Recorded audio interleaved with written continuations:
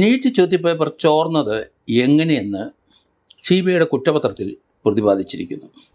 94 പേജുള്ള കുറ്റപത്രമാണ് CBI ഇപ്പം തയ്യാറാക്കിയിരിക്കുന്നത്.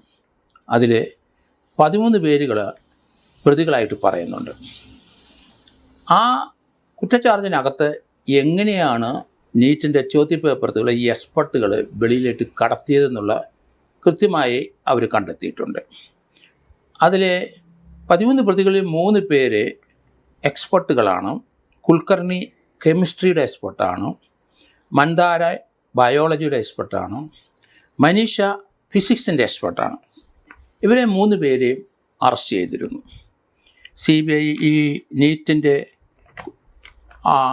ഓഫീസിൽ പ്രവേശിക്കുന്ന സമയത്ത് ആ ക്വസ്റ്റ്യൻ പേപ്പറും ചോദ്യങ്ങളുമൊക്കെ തയ്യാറാക്കിയത് ഓർത്തിരിക്കാൻ എളുപ്പമുള്ളത് ഈ 3 എക്സ്പെർട്ടുകളും മനസ്സിൽ കുറിച്ചു വെക്കും.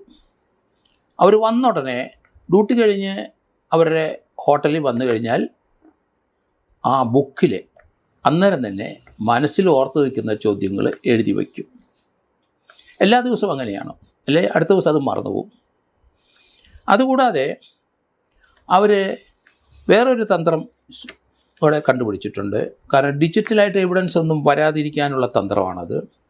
മനസ്സിനകത്ത് ഓർക്കുന്ന ചെറിയ ചോദ്യങ്ങളൊക്കെ മനസ്സിനകത്ത് കുറിച്ച് വെച്ചിട്ട് ഓടി വന്ന് ഡ്യൂട്ടി കഴിഞ്ഞാൽ ആദ്യം ബാത്റൂമിൽ പോലും പോകാതെ ആ മറവി 5ഉം 6ഉം ചെറിയ ക്വസ്റ്റ്യൻസ് ആണെങ്കിൽ അതന്നേരം ഹോട്ടൽ മുറിയിൽ വെച്ചിരിക്കുന്ന നോട്ട് ബുക്കിനകത്ത് എഴുതിയ ശേഷമേ മറ്റു കാര്യത്തിന് പോകുള്ളൂ.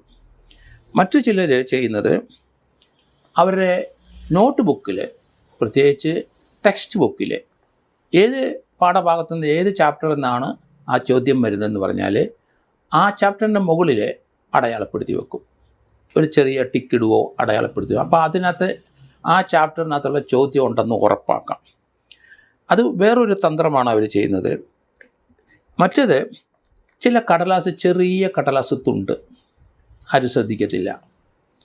നമുക്കറിയാം ആ കടലാസ് കുഞ്ഞു തുണ്ടിനകത്ത്, അത് പ്രത്യേകിച്ച് അത് പഴകിയത് കടലാസാകാം, എന്താകാം, അങ്ങനത്തെ ചെറിയ തുണ്ടിൽ ചില ചോദ്യങ്ങളുടെ തുടക്കം എഴുതി വെക്കും. അപ്പോൾ അത് ആരും ശ്രദ്ധിക്കത്തില്ല, കണ്ടെത്തില്ല, പിടിക്കത്തുമില്ല.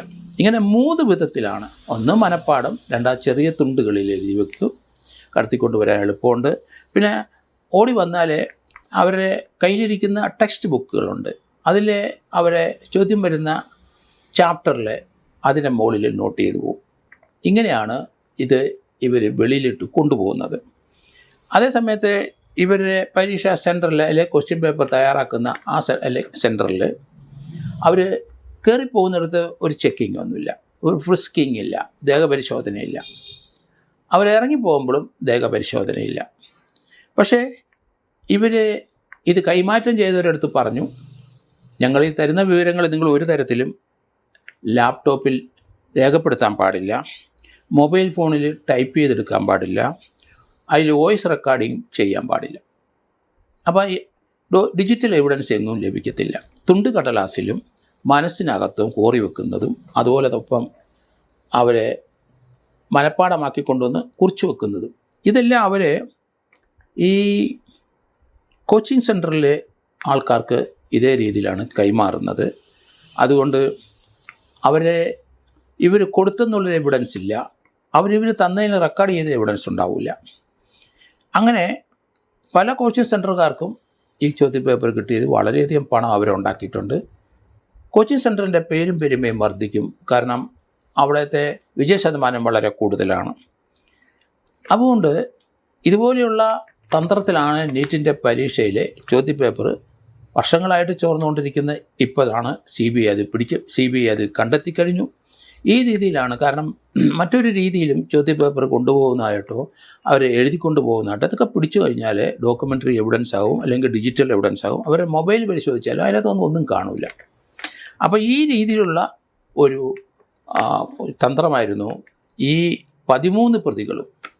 ഇത് കൈമാറ്റം ചെയ്ത നീറ്റിലെ ഈ 3 പേരെ അവിടുന്ന് കടത്തിക്കൊണ്ട് വരികയും ബാക്കി 10 പേര് ഇത് എക്സ്ചേഞ്ച് ചെയ്യുകയും ചെയ്തു. അങ്ങനെയാണ് 13 പ്രതികളെയാണ് CBI കേസിനകത്ത് അറസ്റ്റ് ചെയ്തിരിക്കുന്നത്. ഏതായാലും 13 എതിരായിട്ടുള്ള കുറ്റച്ചാർജ് തയ്യാറായി കഴിഞ്ഞു, അത് കൊടുത്തും കഴിഞ്ഞു.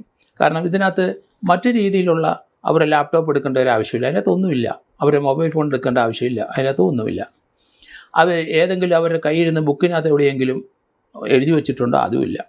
ചില ചാപ്റ്ററിൻ്റെ മുകളിൽ ഒരു ടിക്ക് ഇട്ട് കളയും.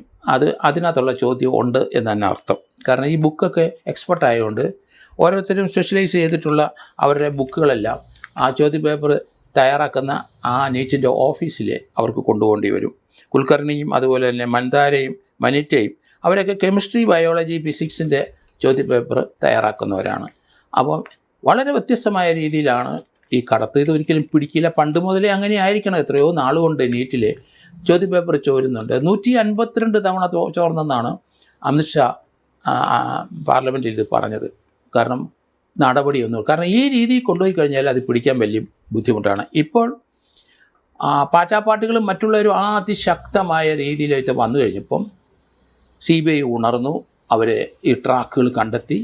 കാരണം മറ്റു രീതിയിൽ ഡിജിറ്റലായിട്ടുള്ള ട്രാൻസ്ഫർ ഒന്നുമില്ല, ഓറലായിട്ടുള്ള എവിഡൻസ് ഇല്ല, ഡിജിറ്റൽ എവിഡൻസും ഇല്ല, ഓറൽ എവിഡൻസ്, റിട്ടേൺ എവിഡൻസും ഇല്ല. അതുകൊണ്ട് പോലീസ് CBI വളരെ കൃത്യമായിട്ട് ഈ കേസിൻ്റെ അന്വേഷണം നടത്തിയെന്ന് മനസ്സിലാകുന്നത്. എങ്ങനെയാണ് ഈ ചോദ്യപേപ്പറിൻ്റെ കണ്ടൻസും മറ്റത് വെളിയിലേക്ക് കൊണ്ടുപോകുന്നതെന്ന് ഇപ്പോൾ എല്ലാവർക്കും, പ്രത്യേകിച്ച് ഇത് കേൾക്കുന്നവർക്ക് അത് മനസ്സിലായി കാണുമെന്നാണ് ഞാൻ കരുതുന്നത്.